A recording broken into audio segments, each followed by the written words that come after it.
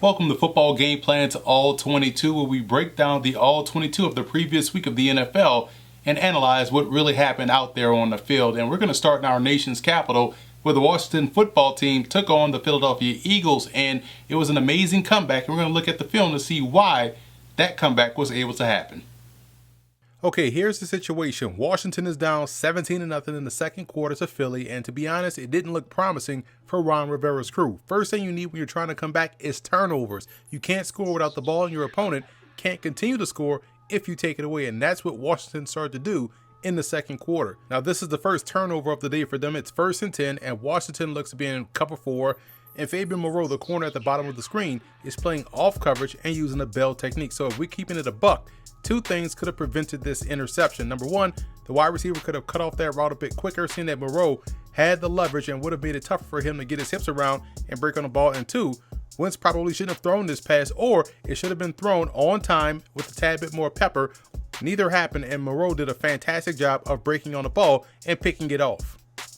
Okay, cool. So you got the ball back. What's next? Well, you have to make sure to maximize those added possessions. You have to come away with points to chip away at that lead. As you can see, Washington only had 1 minute and 37 seconds left in the half to make it happen. And shout out to FedEx getting some free advertising in my video. Anywho, quarterback Dwayne Haskins and that offense didn't have much time to work with. So it's up to them to be able to both be decisive and efficient in his play to score points. And he gets to work right away, showing you his smarts and pre-snap capabilities on his throw to Terry McLaurin.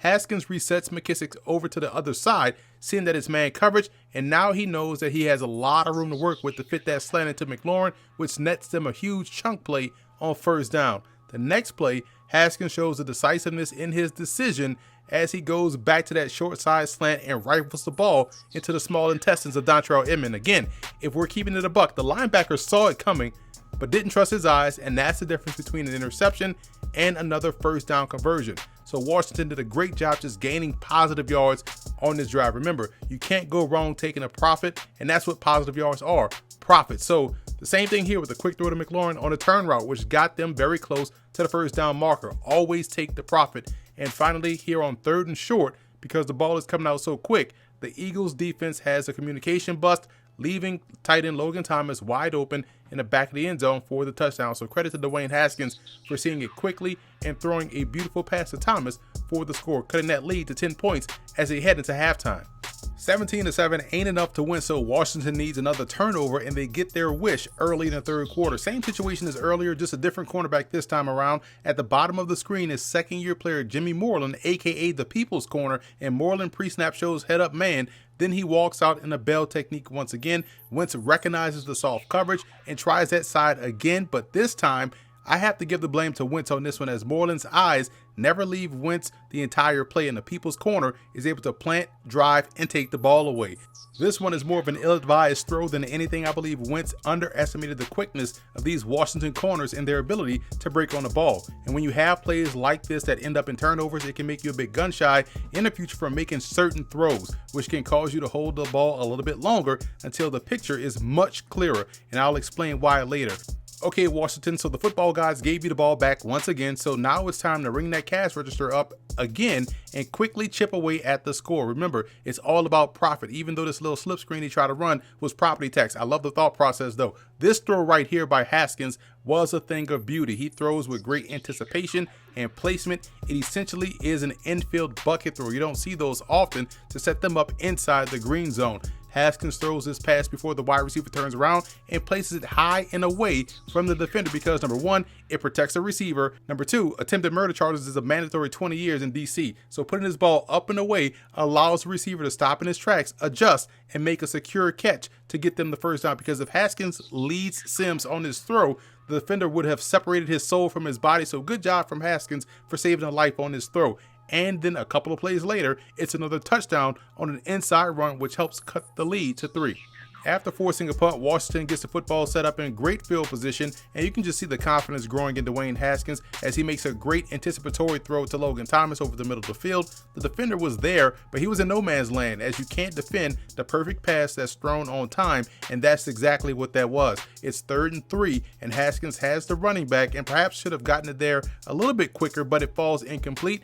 But because of the first down throw to Thomas earlier in the drive, he sets them up in great position to get points. Again, it's all about collecting the profit on the drive when you're trying to come back. And now the score is tied up at 17. They came all the way back down from 17 to tie the score, and now Mr. Momentum is on their side.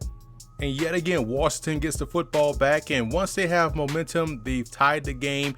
And now you see Haskins just throwing with confidence and decisiveness. Dontrell Emmett makes a big-time reception and effort on 3rd and 6. You see a nice quick throw, decisive throw to Terry McLaurin. Another big-time throw over the middle of the field to Dontrell Emmett. Once again, gets them inside the green zone. And again, when your offense is clicking, you've tied the game. Now you feel as though you've neutralized the situation. And the coaching staff now believes that you guys can go down there and score. So you see them now taking a little bit more chances with the football. They're getting themselves down inside the red zone. They're going forward on 4th down. And this play right here just caps it all off. It was a 4th and 1 inside the 10-yard line. And you saw the 90 flip play, the old 90 flip going out to the perimeter. But look at the effort right there by your right tackle, Morgan Moses, as he's able to block that corner out of the way. That's big on Lil. That's going to be a victory for an offensive lineman every time. And the effort right there by Peyton Barber got them the first down. And after that, that momentum just completely swung in Washington's favor as they were able to punch it in for the score. Now they're up in a game that they were down 17-0. They're up 24-17. And we're going to go to what closed it out. It was just, again, the pass rush from that defensive line, being able to force turnovers.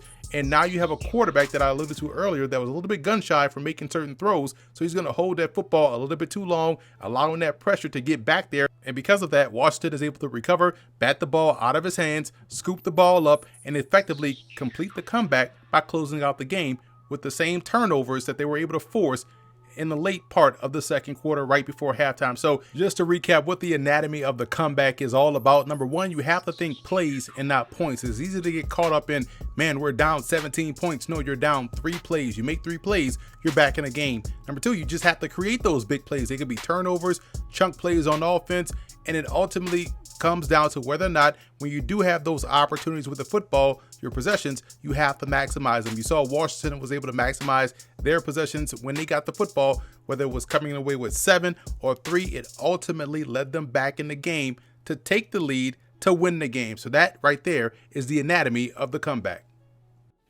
So that's it for this edition of Football Game Plans All 22. I'm Emery Hunt, the czar of the playbook. Be sure to follow me on all of my social media accounts. And don't forget to check out and subscribe to the Football Game Plan Network located at youtube.com/footballgameplan. Also subscribe on iTunes to Football Game Plan Podcast and leave us a 5-star rating.